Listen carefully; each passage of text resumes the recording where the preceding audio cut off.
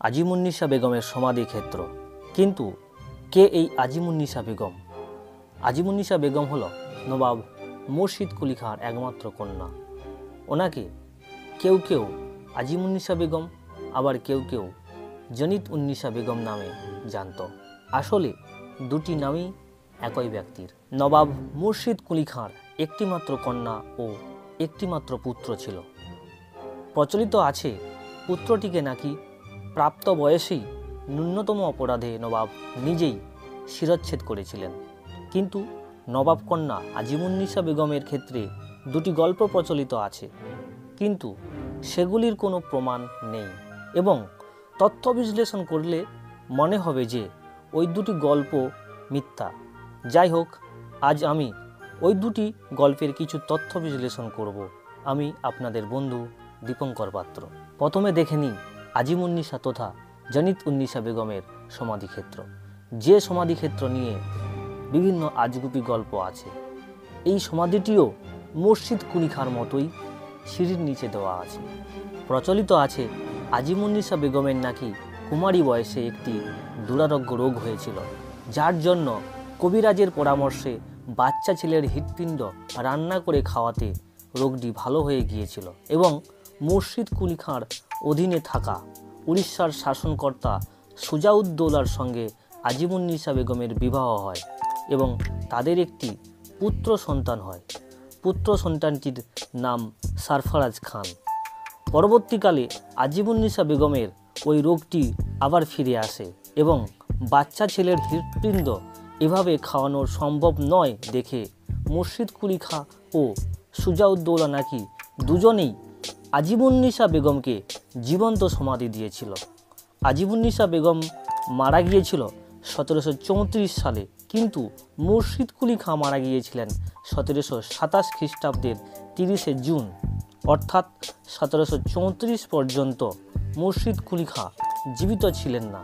তার মানে এই গল্পটিও ভুল। বন্ধুদের একটি তথ্য দিয়ে রাখি, এই সমাধিক্ষেত্রটি তৈরি হওয়া আরম্ভ হয়েছিল 1734 সালে আজিমুন্নিসা বেগমের নির্দেশে। কারণ আগেকার নবাবের পরিবারের লোকেরা মৃত্যুর আগে তাদের সমাধিক্ষেত্র নির্ণয় করে রাখতেন এবং আজিমুন্নিসা বেগম মারা যান 1734 সালে। হয়তো কোনো দুরারোগ্য রোগ হয়েছিল, তাই নিজের মৃত্যু খুব শীঘ্রই হবে জানতে পেরে 1734 সালে এই সমাধিক্ষেত্রটির নির্মাণ কাজ শুরু করেছিলেন এবং তিনি 1734 সালে মারা যান। পিতা মুর্শিদ কুলি খাঁর মতোই তাঁকে সিঁড়ির নিচে সমাধি দেওয়া হয়েছে। আর দ্বিতীয় গল্পটি হলো আজিমুন্নিসা বেগমের নাকি চরিত্র ভালো ছিল না, তাই তার স্বামী তাকে জীবন্ত সমাধি দিয়ে দ্বিতীয় বিবাহ করেছিল। রশনিবাগে সুজাউদ্দৌলার সমাধির পেছন দিকে যে সমাধি আছে সেটি সুজাউদ্দৌলার দ্বিতীয় স্ত্রী দুর্ধরা বেগমের সমাধি। তাহলে কি এই গল্পটি সত্য? একটু তথ্য বিশ্লেষণ করা যাক। নবাব মুর্শিদ কুলি খাঁ তাঁর জীবন দশায় পরবর্তী নবাবের জন্য নাতি সরফরাজ খাঁকে মনোনীত করে গিয়েছিলেন, কারণ জামাই সুজাউদ্দৌলার চরিত্র ভালো ছিল না এবং 1725 সালে মুর্শিদ কুলি খাঁ রাজতন্ত্র ছেড়ে দেন। কিন্তু সুজাউদ্দৌলা দিল্লির সম্রাটের সম্মতিতে নবাব হওয়ার চেষ্টা করলে সরফরাজ খাঁ বিদ্রোহ করেন। মাতা আজিমুন্নিসা বেগমের কথায় বিদ্রোহ বন্ধ করেন।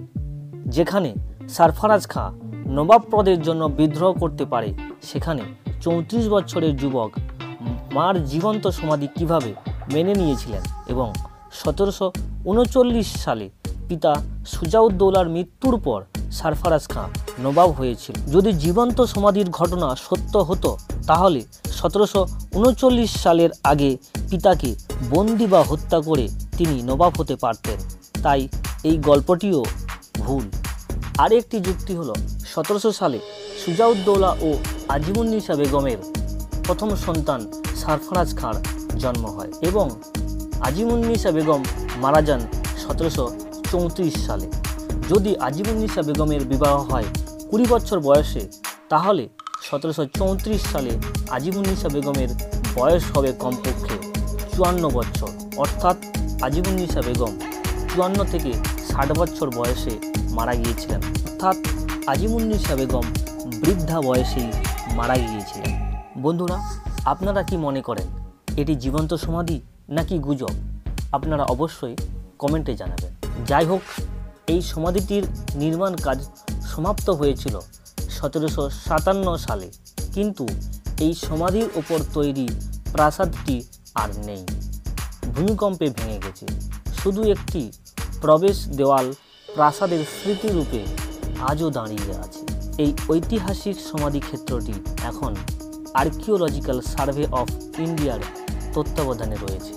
বন্ধুরা, আমার পরবর্তী ভিডিও আপলোডিংয়ের নোটিফিকেশান পাওয়ার জন্য আমার চ্যানেলটি অবশ্যই সাবস্ক্রাইব করুন এবং ভিডিওটি ভালো লাগলে এই ভাইটিকে অবশ্যই একটি লাইক দেবেন, তা নাহলে একটি ডিসলাইকও দিতে পারেন, ইউটিউবে তার অপশান আছে।